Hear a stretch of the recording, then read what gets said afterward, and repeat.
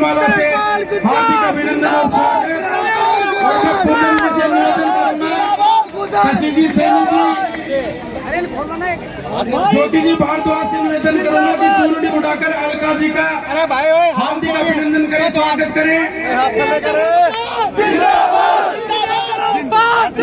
कि कई कुंवारे मेरे समर्थन में नारे लगा रहे, पर मुझे लगता है कि खेतड़ी का कुंवारपना इस बार आप सब लोग उतार दोगे।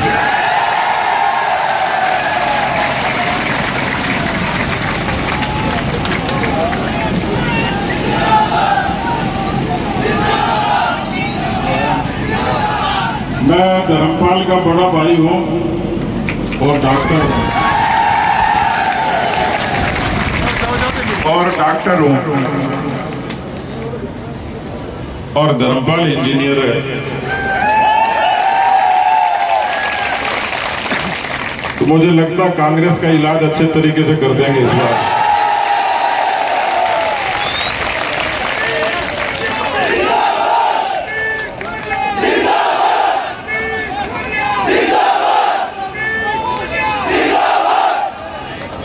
मैं राजस्थान के बहुत सारे हिस्सों में गया हूं, लेकिन आज के जो कार्यक्रम की खूबसूरती है,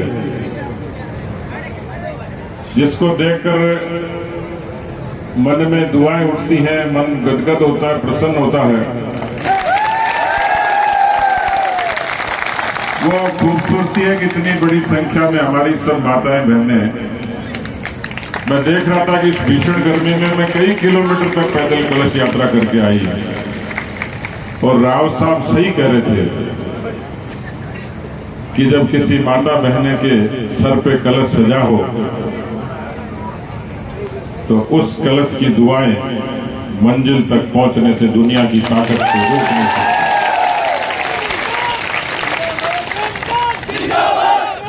इतनी बड़ी संख्या में किसान सरदारी और इतने सारे जोशीले नौजवान, और उसमें भी साक्षी हमारे राव साहब, आदरणीय सीआर साहब, अलका जी, जिलाध्यक्ष जी, हमारे बाबर साहब, ये औरंगजेब बड़े नहीं है, लोकल ही है, हमारे दाबाई जी, हर्षिणी जी, सरोज जी, सभी लोग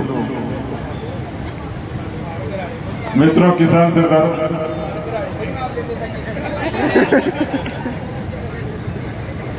धर्मपाल कह रहा कि मेरी घरवाली का नाम ले लेना।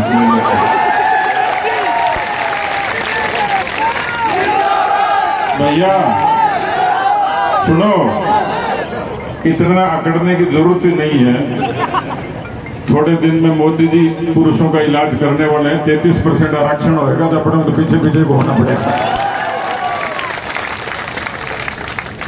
हाँ, आपके लिए खुशखबरी है, कल मोदी की कैबिनेट ने विधानसभा और लोकसभा में 33% महिलाओं के रिजर्वेशन के लिए कैबिनेट ने मोहर लगा दी। मेरे को तो खुद, तू कह रहा घरवाली का नाम ले, मेरे को तो खुद को डर लग रहा है कि शाम को घर तक जाऊंगा तो घरवाली कहेगी इस बार मैं लड़ूंगी, तू रहने तो मोदी ने इलाज कर दिया। लेकिन अभी अलका जी कह रही थी, दो सरकारें हैं जो कि माताएं बहनें बड़ी संख्या में बैठी हैं। एक सरकार तो वो है जिसको 55 साल तक काम करने का मौका मिला, और एक सरकार वो है जिसको कुल 15 साल 16 साल काम करने का मौका मिला, वाजपेयी जी से लेकर मोदी जी तक।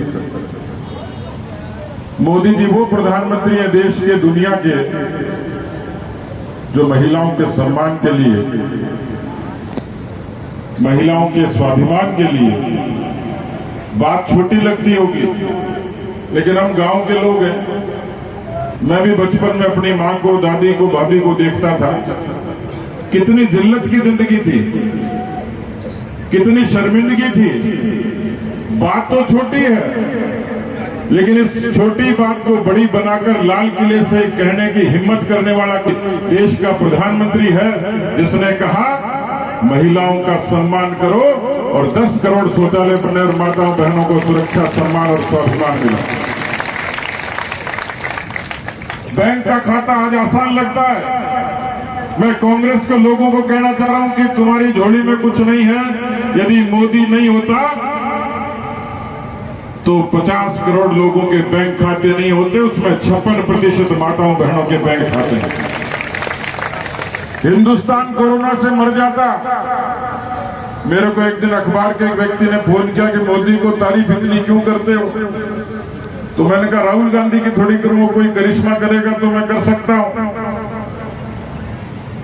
लेकिन मैंने अखबार वाले को पूछा कि कल्पना करो कोरोना आ गया, राहुल गांधी देश का प्रधानमंत्री बन गया तो देश का क्या होता? ये तो भला हो मोदी का जिसने टीके बना के सब लोगों को 140 करोड़ को महफूज कर दिया। धुएं से मुक्ति देने का काम मोदी करता है, मकान देने का काम मोदी करता है। और अभी मैं आया तो सब लोग राम राम कर रहे थे, देवनारायण भगवान का जयकारा लगा रहे थे, भारत माता का जयकारा लगा रहे थे।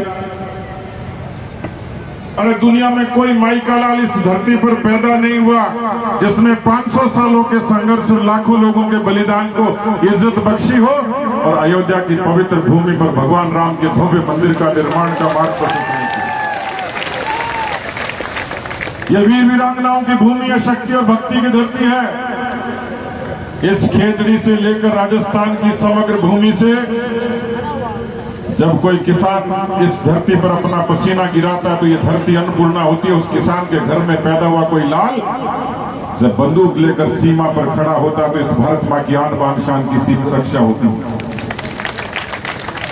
और इसलिए खेतड़ी की पंचायत में भी लोग जिक्र कर रहे थे कोई माई का लाल पैदा होगा क्या जो कश्मीर में तिरंगे को सम्मान के साथ फहराएगा, इन आतंकवादियों पर नकेल डालेगा। शरत लगती थी, चर्चा होती थी, बहस होती थी। जी हाँ, वो माई का लाल पैदा हुआ, एक नहीं दो हुए नरेंद्र मोदी और अमित शाह, जिन्होंने संसद में कहा भले जिंदगी चली जाए 370 को खत्म करेंगे। और कश्मीर के उस लाल चौक पर तिरंगा फहराकर भारत का मान किया। हम छोटे थे जब कविता सुनते थे चंदा मामा दूर के, कितना दिमाग रहा होगा, कितनी दूरदृष्टि रही होगी, कितना जज्बा रहा होगा। काम तो करामात तो वैज्ञानिकों ने की है, लेकिन उस करामात को कराने वाला सेनापति देश का प्रधानमंत्री है।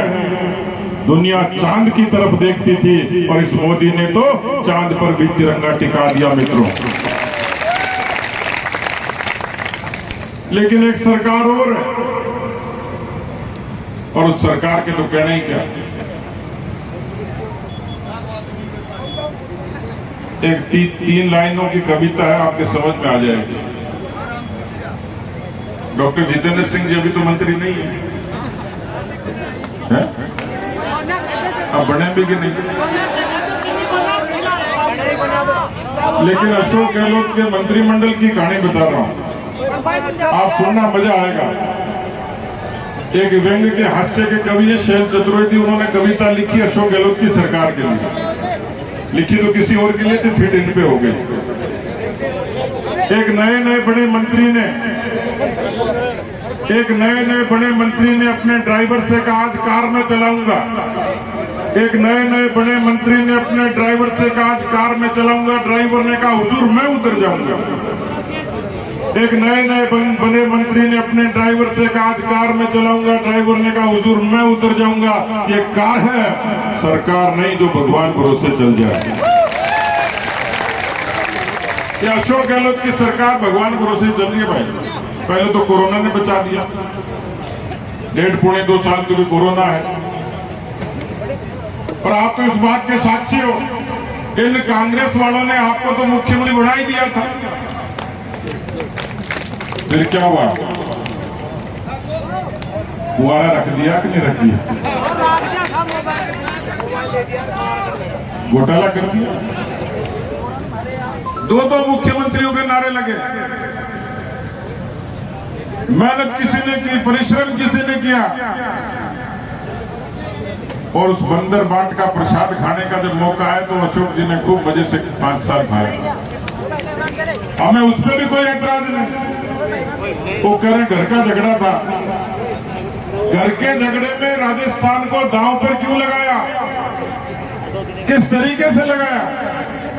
अभी अलका जी ठीक कह रही थी, राजस्थान हिंदुस्तान में महिलाओं के अपमान का, दुष्कर्म का नंबर 1 प्रदेश हो गया। 6000 बलात्कार होते हैं साल में, 10,92,000 मुकदमे दर्ज हुए हैं, 7 मर्डर होते हैं।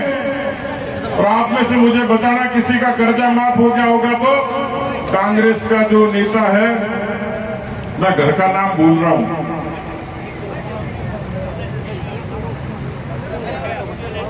बताओ, 100 रुपए इनाम मिलेंगे। उस नेता को न तो किसान का पता, न खेती का पता, न कर्जे का, और भाई ने धमाधम भाषण दे दिया कांग्रेस की सरकार आएगी। वो एक फिल्म है माधुरी दीक्षित की जिसमें गाना गाती है 1 2 3 4 5 6 7 8 9 10 10 तक गिनती गिनेंगे, किसानों का पूरा कर्जा माफ हो जाएगा।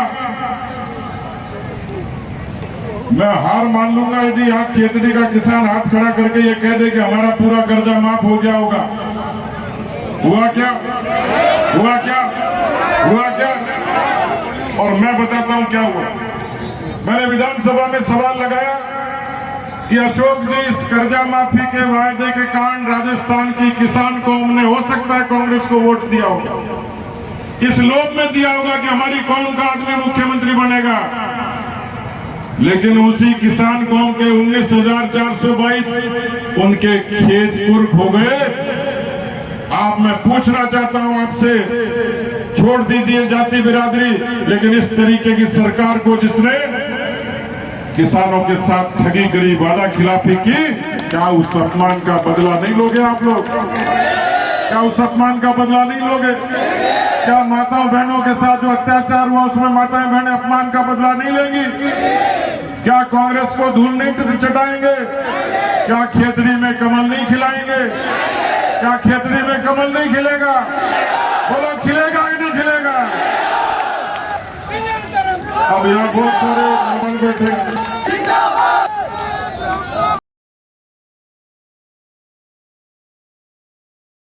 लड़के ने लड़की से पूछा, शादी का इरादा है क्या? लड़की ने कहा कि नहीं, शादी नहीं करूंगी। तो बोले क्यों? कि जब तेरी रीट ही कैंसिल हो गई तो फिर सगाई भी कैंसिल। ये अशोक गहलोत की सरकार घर तोड़ाने का, सगाई तोड़ाने का भी काम करती है। भ्रष्टाचार का जिक्र हुआ। यहाँ बहुत सारे गरीब लोग होंगे जिनके बच्चे पार्ले जी के बिस्किट को भी तरसते होंगे, हसरत से देखते होंगे, लेकिन अशोक गहलोत के दफ्तर के बगल में सोने के बिस्किट और नकदी मिलती है। वो राजस्थान के लोगों के गाढ़े पसीने की कमाई जो भ्रष्टाचार की भेंट चढ़ा दी। बोलिए, खेतड़ी की जनता ऐसी भ्रष्ट सरकार को उखाड़ फेंकने का संकल्प लेती है कि नहीं लेती है? अब आप बताइए, हम सब लोग राम जी के, देवनारायण भगवान के उपासक, और कोई हमारे जुलूस पे प्रतिबंध लगा दे रामनवमी के, हिंदू नववर्ष पर 144 लगा दे, कन्हैया लाल की गर्दन इसलिए काट दे कि अपने धर्म का पालन करता है, सनातन का पालन करता है। इस तुष्टीकरण की सरकार का बदला लेना कि नहीं लेना? तो आज की खेतड़ी की जनता जनार्दन की ये चौपाल, ये सभा इतने गगनभेदी नारों के साथ में होनी चाहिए समापन कि अशोक गहलोत की कुर्सी खिसक जाए और कांग्रेस पार्टी हिंदुस्तान के नक्शे से परमानेंटली डिलीट हो जाए, खत्म हो जाए, क्योंकि उन लोगों ने 55 साल तक लूट और झूठ का खेल खेला है। मैं कुछ नारे के साथ अपनी बात को खत्म करूंगा, क्योंकि यहाँ हमारी मंच की सब बातों का सार यही है, ये बेईमानों का राज है, ये लूट की सरकार है। मैं बोलूंगा, तख्त बदल दो, ताज बदल दो। आप बोलोगे बेईमानों का राज बदल दो। तख्त बदल दो, ताज बदल दो। भाई, खेतड़ी की आवाज अशोक गहलोत की कुर्सी तक और सोनिया गांधी के कान तक जानी चाहिए। तख्त बदल दो, ताज बदल दो। तख्त बदल दो, ताज बदल दो। मैं बोलूंगा किसानों को न्याय दो, आप बोलोगे न्याय दो। मैं बोलूंगा युवाओं को न्याय दो, आप बोलोगे न्याय दो। मैं बोलूंगा महिलाओं को न्याय दो, आप बोलोगे न्याय दो। किसानों को न्याय दो, किसानों को न्याय दो, युवाओं को न्याय दो।